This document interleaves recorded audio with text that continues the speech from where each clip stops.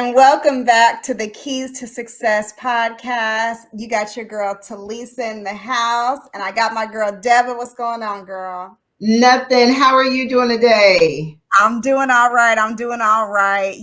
Just Yeah, working, making calls, like checking off my boxes. Are you a box checker? Are I you am. Oh my gosh. okay? I am a to-do lister, and then I get so much excitement when I'm able to mark something off. Girl, isn't it kind of like scary how much we like rely on those boxes to check off? I even get to the point where like if I miss a couple of things on my list, like I don't feel like as accomplished. And I need to stop being so hard on myself because I'm like, Talisa, it can wait till tomorrow. It's okay.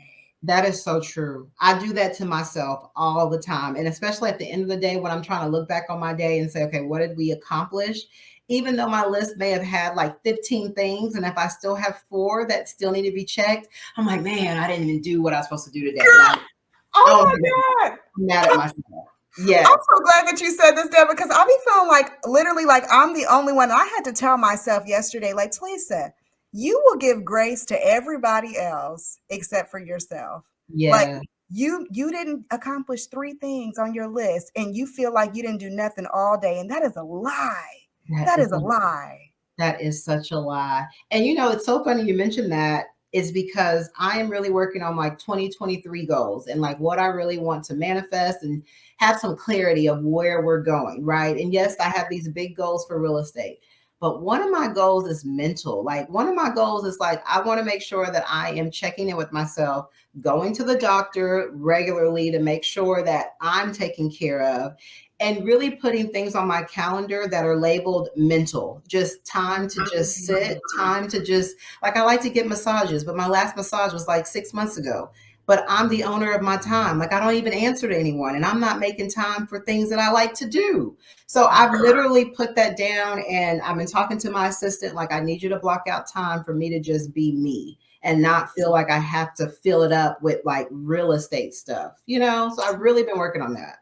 But isn't that the whole point of like that's Right. the whole point of us getting into real estate so that we could have the freedom of our time and then we still end up putting so much time towards work. It's like Yeah.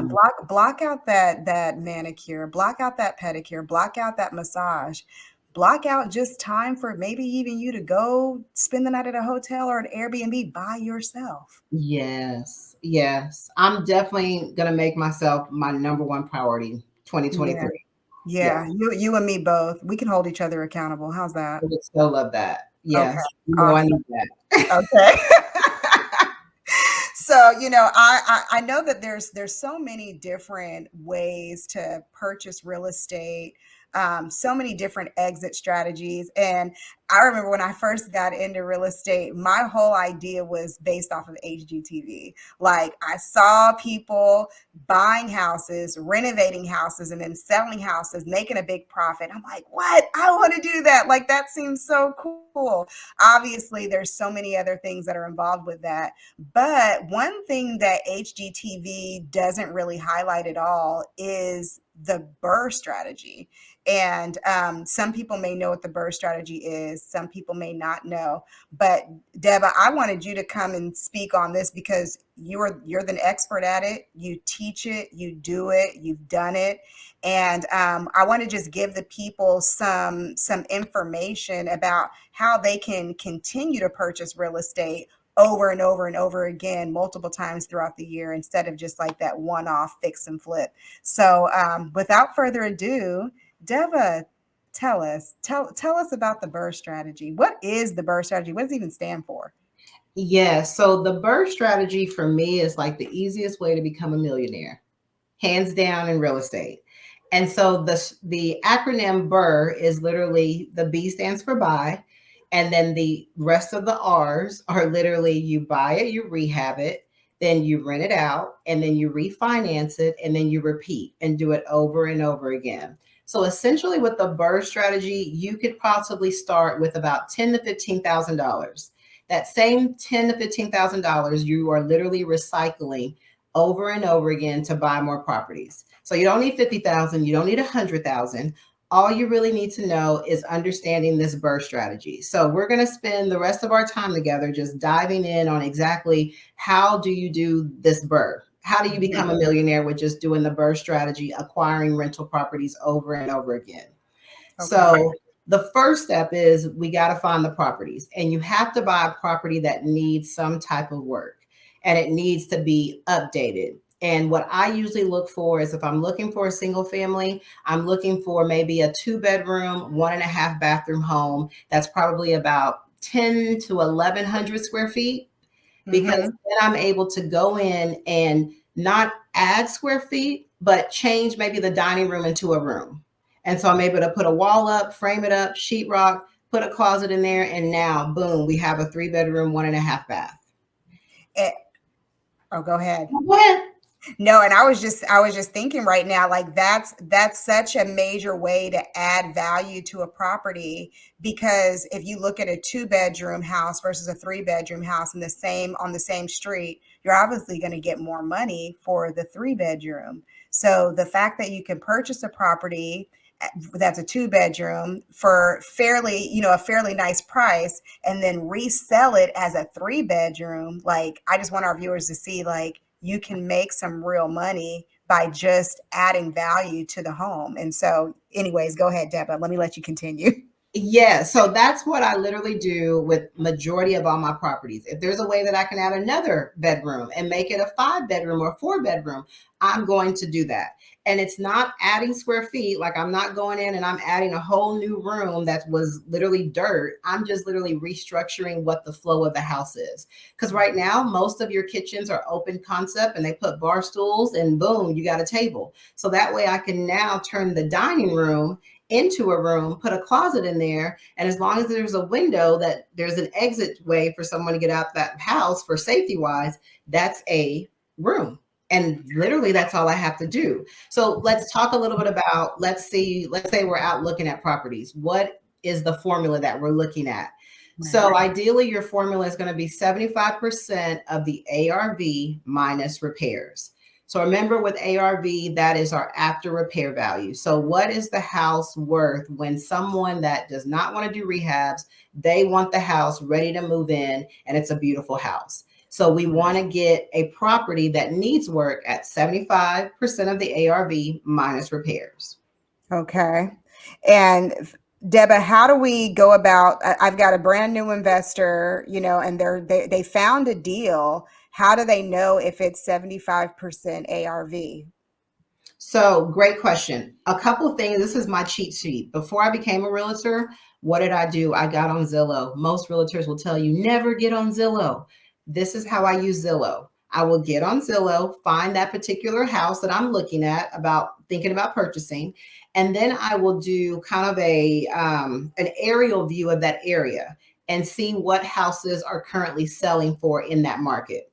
Like, what house is similar to what I'm looking at or similar to what I want it to be, and what is that price range. And I usually am very conservative. So let's say that house that I'm looking at, I want to purchase it for maybe 100,000. But then when I go on Zillow and see what houses that are already completely remodeled, how much they're selling for, if they're selling for maybe 250, I may say, okay, maybe I can get 230 on it. So I'm very conservative because I want to make sure that even if the numbers are high or low, there's some meat on the bone that I can make this work. Gotcha. And so just try to be as conservative as possible. And again, we're making this as a rental property, so it doesn't have to have quartz. Hey, I can go to Home Depot and get Formica as my countertop. If the countertops are still in good shape, then I can just paint the current countertops. I mean, paint the cabinets. If maybe the cabinets itself look good, but maybe I need to change the doors, that's easy. That's like 15 to 20 bucks per door compared to buying a brand new cabinet set. I try to savage as much as possible. So even in the bathroom, maybe it's an older tub and maybe it just needs to be resurfaced. I may get new tile around, but then I'll just resurface the tub. So because it's a rental, it needs to be good and sturdy. So you do want to put quality products in there, but you don't have to break the bank like it's an HD TV or a flip. Gotcha. And so when you find these properties, Are you taking your contractor with you to give you an estimated repair cost? And what does that process look like? Yeah, so if I find these properties and I'm brand spanking new, I would already done my due diligence of finding contractors in my area that I've already talked to, I've already built some type of rapport with, that they know I'm looking to purchase and that they would be willing to come out and do a quick free estimate for me. So at least I kind of get an idea of the numbers. Once you've done that a couple of times and maybe you haven't even purchased, but you walk the property with that contractor, you start getting a feel of what they're looking for so that eventually you get to the place where you can walk it by yourself and you can make an educated guess of exactly how much the rehab cost will be. Gotcha. Gotcha. Okay. Okay. Yes. So the first acronym B, buy. Another question I'm always asked is how do you buy it? Like, if I find a property for 100,000, do I need to pull out 100,000 out of my pocket? Who do I use to get this money? So I use other people's money, and that other people's money is usually a hard money lender. I have a really great relationship with my hard money lender, and that he's able to fund 75% of the ARV. And what I love about that is that I'm not buying a property unless it meets my 75% of the ARV. So as long as I can stay within that conservative window, when it's time for me to close to purchase that property, my hard money lender is going to give me the money to purchase and do the rehab. And all I'm responsible for is paying the closing costs. And that usually comes out to be anywhere between 10 to 13,000. So that's what you were talking about earlier when you said that you really don't need to have a whole lot of money, maybe 10, $15,000. Because I know a lot of people that do think like, man, I need to save up $50,000 or I need to save up $80,000. And what you're saying right now is that no, you can literally take your tax refund. Because I know some of y'all out here done got about $9,000 on your tax refund. I'm just saying, Yeah. and I'm mad at y'all. I'm mad. Yes. Yes. And essentially, what we have done this year alone, we have purchased 10 plus properties using the same $15,000 over and over and over again. Wow. Wow. Did you guys hear that? Recycling money, using the same 10 to $15,000 over and over again. Deba, you're gonna have to walk us through, and I know you're not done, but you're throughout this podcast, you're gonna have to walk us through how does one do that with just 10 to Yes. $15,000? Yeah. So after we've done the B, we purchased it. We went with our hard money lender. We put our money up, our closing costs. Now it's time for the rehab process. And what I am a big stickler on, as soon as I close on that property, I need to either have my guys out there by the end of that day, or they need to be out there as soon as that next following day that we've closed on the property. Because now time is ticking and now I'm paying my hard money lender interest only payments until I move it into a long-term loan. So at this point, I've already talked to my contractors. They're in there working, and I usually try to make sure my contractors can get in and get out within 6 to 8 weeks. So then I'm only paying my hard money lender fees for 2 months. And so I'm checking the property probably every other week. If it's a brand new contractor, I'm probably checking it every week. And I'm asking them to send me pictures every day because I'm building that rapport with my contractors. I usually try to, sometimes hire a GC and they purchase all the materials. You can also set it up where you just pay labor for the contractor and then you cover all the materials. It's really based on what you feel comfortable with. And again, remember I said the hard money lender is going to cover the repairs, but you have to do a draw system and the job has to be completed before you do a draw. So ideally, let's say the contractors are halfway done, they've done sheetrock repair, they've tiled the bathroom, they're starting to put flooring in. I can reach out to my hard money lender and say they've done XYZ, and then the hard money lender will send out an inspector to come and inspect the house, and they will send me automatic draft that portion of the money of the rehab process. So how long does it typically take for them to come out? Let's say you send them an email, or how do you communicate with them? Do you call them? Do you shoot them an email and say, "Hey, I've completed this much work. Here are the here are the receipts," or what does that process look like? And how long does it take for them to bring an inspector out?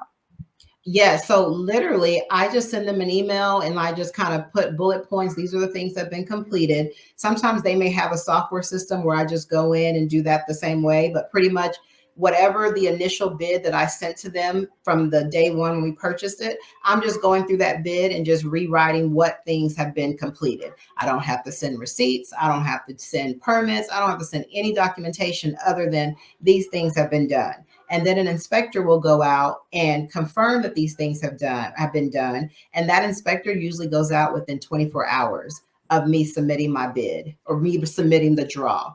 And then after the inspector goes out, within 24 hours, I get the direct deposit of that money. Wow, so it's a very quick turnaround for people who may feel like, okay, well, I just paid for these, maybe I put $5,000 towards, renovations. And I'm thinking, man, I'm not going to get that money back for another 2 weeks. Like that is not the case. Within 24 hours of submitting that in, they can have their money right back. Yes, absolutely. And that's how quick it works. It's really that quick. And so then your contractors are working, they're getting everything squared away. Once the job is almost complete, maybe we are a week out, I will then reach out to my realtors and say, hey, I have a property. Can you run some comps? Let me know what the rents are in this area. I usually try to increase my rent probably about 5% or so based on what they send to me, because I know I'm a really great landlord. I know I fix things to as soon as someone reaches out. I know I'm very responsive, and I know that I just rehab this entire house. There's not going to be any issues. So I do, my rent is usually a little bit higher than pretty much market rent, but I know I'm able to get that. And so that realtor will go list the property on the MLS. We'll list it on all different, avenues so that we can try to market it as much as possible. I do use Tenant Cloud as my listing software and my property management because I manage all my own properties. But with Tenant Cloud, I'm able to get a link where the future tenants can complete the application. So everything is very seamless. Nice, nice, nice. Okay.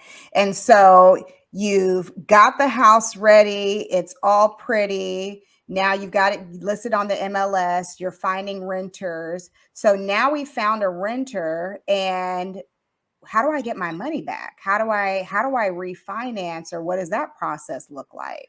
Yes. So as soon as I know I have a tenant in place and they have deposited their deposit for the house, they may not have been moved in yet, but I've had at least a deposit been deposited to my account. I then reach out to my I guess what you would call like my refinance lender, which is different than my hard money lender. So this person is able to give me now a 30-year amortization loan, and we're able to do a cash out refinance. And remember, I've updated the house. I made it from a 2-bedroom now to a 3-bedroom. I've added a bathroom. So now the value of the house has now significantly much higher than when I first started. So that lender, and that is literally, we can probably close within 20 to 25 days, is I submit an application. She sends out an appraiser to appraise the house. As long as those numbers make sense and we're 75% of the ARV, then I will get all my money back that I put in. And then again, I use that same money to buy another property. Most times when the interest rates are, about 5 to 6%, once I set it up as a 30-year amortization loan, I'm usually cash flowing anywhere from $300 to $500 a month for that particular property. Gotcha, gotcha. And so let's say that let's say that somebody goes, they purchase a property, they're able to get a hard money loan, they get it renovated, they put a tenant in, and then they go to get it refinanced, and they're having trouble refinancing it for one reason or another. I've heard so many different reasons why someone wasn't able to get their deal refinanced. What are some options if someone isn't able to get refinanced?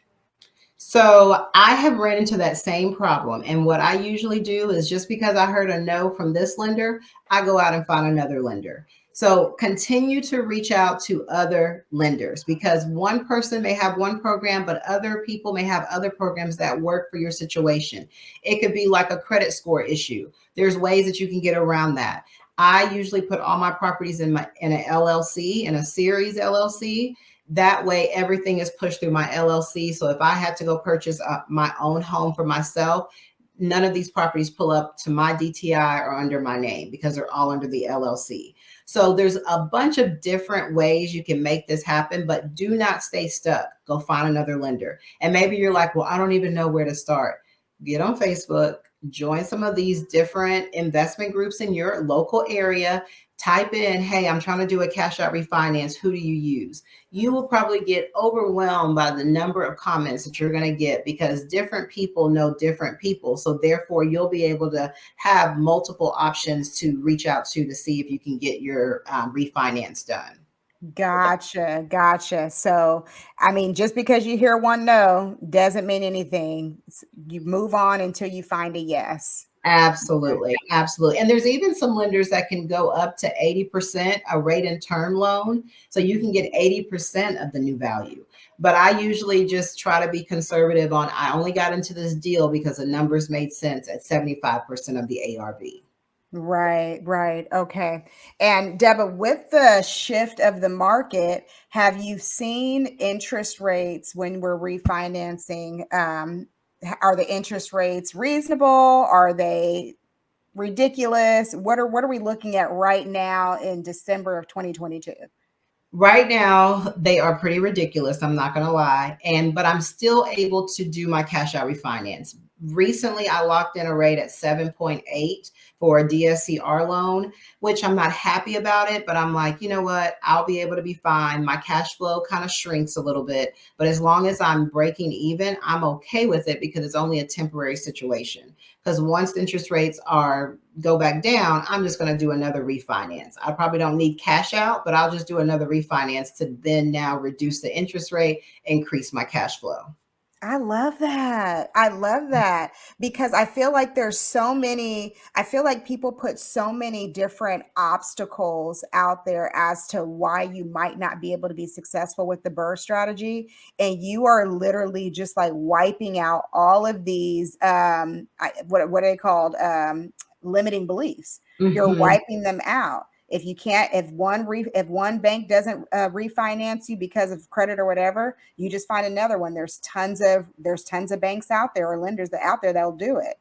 And now, so I just love that there is a solution, and you do not have to just stick with what everybody else is saying is going on, because that's big. I feel like a lot of people are scared and a lot of people kind of shy away, especially as those interest rates go up. But just knowing that, yes, this is temporary. We've seen the market go up, we've seen the market come down. We know that this is just a part of the season. And come summertime, those interest rates are probably going to be back down to 6%. So I love that. You have to stay optimistic in this game. Yes. And I usually, in my mind, I'm always telling myself that I need to buy it now because later on, that price of that house originally is going to be higher.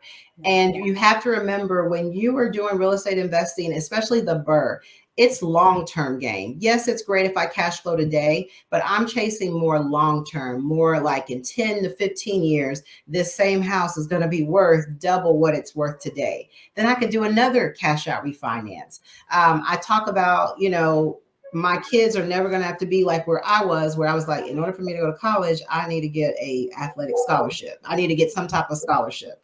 I Right. want my kids to be in a place where it doesn't matter what school you want to go to. If you get in, that's where you want to go. I don't even have to use any of my money that I'm using monthly. I don't have to use my cash flow. I'm just going to pick one property and say, let's just do a cash out refinance. And the beauty of the cash out refinance, they're going to give me all that money back non-taxed. And my tenant is going to turn around and pay that over time. And boom, my kids can go to any college that they want. This is 10 times better than a 403B all day long. Girl, come on now. Do you know that? I mean, I had my daughter young. I had her when I was 16, but the moment I had her, I was thinking, oh my goodness, I have to start saving for her to go to college. And at that time, there were all these different programs out there where you could save a couple pennies a day. And by the time your kid turned 18, there was enough for them to go to college. But in reality, it just really wasn't. It wasn't feasible. It really Right. wasn't. So just knowing that you've got several properties. Okay, let's just refinance one. Okay, boom, one kid goes off to college, and your kids are so kind of spread out that y'all got time. Yes. Yes. That's Burden of amazing. parents of like thinking, how am I going to pay for school? One day they're going to want to get married and I'm going to have to pay for this. One day they're going to want to put, buy their own house. I would love to gift them something as a down payment. Like, where is that money going to come from? And when I was working a 9 to 5, there was no way that 9 to 5 job was going to be able to help pay for all these extra things that they want to do. And now we're in a place that just this year alone, we purchased plus 10. So now our total portfolio is plus 20.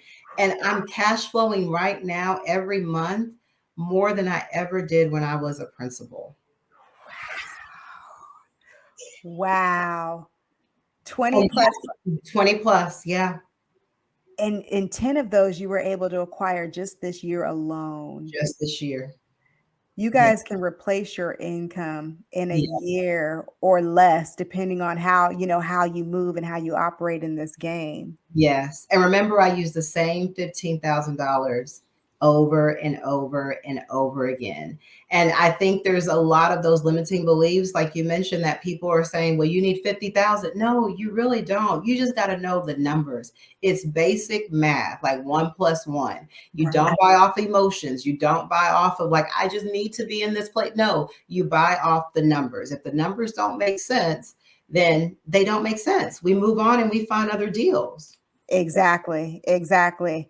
Well, so Deba, somebody who they want to get started, they have $15,000 to $20,000, but maybe they don't know where to find deals. I'm a wholesaler. I know people come to me to find creative deals. How else are you finding deals, or is that what you're doing? Are you going to specifically wholesalers? Yes, I go to wholesalers all day long. Sometimes I even can find deals right now that's on the MLS. And I just offer, even when I see a deal on a whole with the wholesaler, that's not the set price. You can always go back and say, hey, could we go a little bit less, like 5,000 less, and see what they say? Because you'd be surprised that right now with this market, a lot of investors are terrified. A lot of people are like, you know what, we're shutting down shop. We're not going to do anything for right now. And it gives more ammunition for you that are wanting to buy, because then you have the leverage, because now wholesalers are like, okay, I need to figure out a way to get this contract under contract so I can close it. But if you have limited number of buyers, it's perfect for the people that are buying. And and I can say that is true. I'm working a deal right now, and I've partnered with a disposition company, and initially the profit was going to be about $20,000. And so, 10,000 for me, 10,000 for the disposition company. And, as we're going through this process and buyers are coming back with, is exactly like you said, they're like, well, hey, can we get $15,000 off, or can we do this? And at first I was a little bit, reluctant, like, no, I mean, we've got it marked down pretty low, you know what I mean? And the disposition company is like, Tilisa, even if we profit 10 in this market and you take 5 and we take 5, that is still a win. And Mhm. so, as a wholesaler, if there's wholesalers that are watching this, don't be reluctant. Don't be so reluctant and so stuck on your assignment fee and lose the deal, Yes. right? Yes. Because I could walk away with $0, or I could walk away with $5,000. Yes. I'd rather walk away with 5,000. And Absolutely. then yeah, so definitely, definitely, definitely make sure that you guys are negotiating, even if it's $5 to $10,000 less. Half the time, as wholesalers, we will take it. Done. Moving on. We got another one to look at. Yes, absolutely. Absolutely. Yes. Yes. I And love that. I'm sure that I feel like sometimes I may talk about real estate investing, and you and Talisa as well. We talk about it so fluidly and it sounds so easy. It's not as easy as me just saying, oh, it's just follow the BRRR, because I can talk to you about how all of these acronyms, things have has literally become a hot mess and just hit the fan. And so you really want to make sure. And one thing I'm always telling my mentees, like after they've gone through the whole process, I come back and ask them, like, let's reflect a little bit. What do you think you learned the most? And time again, they always say it shifted my mindset. There was a lot more in me than I thought was really there. Because really, real estate investing is just a mindset of you telling yourself, regardless of what's going to happen, regardless of what the contractors do, regardless of whatever the case may be, I'm going to find a way. Yeah. Yeah.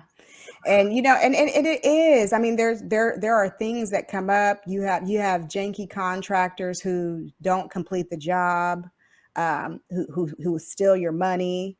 You Yes. have hard money lenders who are on board all the way up until it's time to close. Yes. Yes. I mean, Yes. I see these things, with my buyers. And so, for us, it affects us directly because, if I'm looking at a deal that we're under contract for, we're due to close on December the 31st. And then on December the 30th, the buyer has to pull out because their hard money lending isn't going to go through. It's just like, what in the heck is going on? But Yes. these things happen. These things happen. But there's other deals out there. Like you said, there's other lenders out there. You can make it work. You just can't give up. Yes, absolutely. And there are tons of real estate strategies that people can do. I mean, yes, I love the BRRRR, but I also do other real estate strategies. And it's really more or less like, don't try to overwhelm yourself trying to learn all of it. Just get in the game. If you're like, hey, I don't really have 10, 15,000, learn how to wholesale so that once you learn how to wholesale, you've been able to put that notch under your belt. Now learn a different aspect of it, because you have to continue growing in real estate investing and reaching out to people in your community. Right. And I can say that, for anybody who's new out there, that is the reason why I decided to start with wholesale, because I understood that I need to know how to analyze a deal. I need to know how to find a deal. I need to be around the people who also know how to find the deal. And so I didn't have all the funds, up front. So I said, might as well learn everything that I can about how to find an actual good deal so that way by the time I'm ready, oh, I'm good. I know where to go. I know how to find the deals myself. There is no competition. I am my only competition. You know what I mean? And so it really puts you in a position where you become the expert at finding good deals. And there are people out here who have the cash who do not have the time to find the deals. They Yes. do not have the time to call the sellers. They do not have the extra funds to invest in a VA and invest in pulling lists and all those things. But you as the wholesaler, you can do that. And then you can be of service to, another investor who's ready to do a fix and flip or a buy and hold. But it puts you in that position where you are the expert. And so yeah, definitely, definitely, definitely. If you don't have the funds right now, hop into wholesaling. It is to me, one of the best ways to get into real estate, especially if you're just learning from the beginning. Absolutely. Oh, absolutely. And just really, it's okay if you don't know everything. Like there's aspects of the BRRRR that I don't know, but it's okay. I'm learning as I'm going through it. The biggest thing with being a real estate investor, you have to take action. Now you know, hey, you don't need 50,000. But we are in a place in our lives right now that your 9 to 5 is not enough. Just depending on that is not enough. A lot of people yearn for security and safety. I don't care what job you're in. At any point, they can say, thank you for your services, but we're going a different direction. But at least with real estate, you create everything and all things. And it's a big thing of like promotion starts from within. If I want to be promoted, then I'm going to go out and buy me another property. And then boom, I've increased my cash flow another $500. If I want to increase my lifestyle at any point, hey, I want to buy a new car or do whatever, I know how to go do it without depending on someone to interview me and tell me if I'm good enough. I can just say, okay, well, I'm just going to go buy this property, make sure the numbers make sense. And now I can fulfill that lifestyle. If I like to travel, hey, I just need to do XYZ. Now I made a little bit more money. I can go get that, buy that trip and go wherever I need to go. No, seriously. I mean, if you think about it, Deborah, we both came from the school district background, and so we know so many people that have parked their funds in the 403b, Yes. and those funds are sitting there not earning much. I Yes. can I can imagine. I I pulled just all my liquidated mine, so definitely there was nothing okay. there.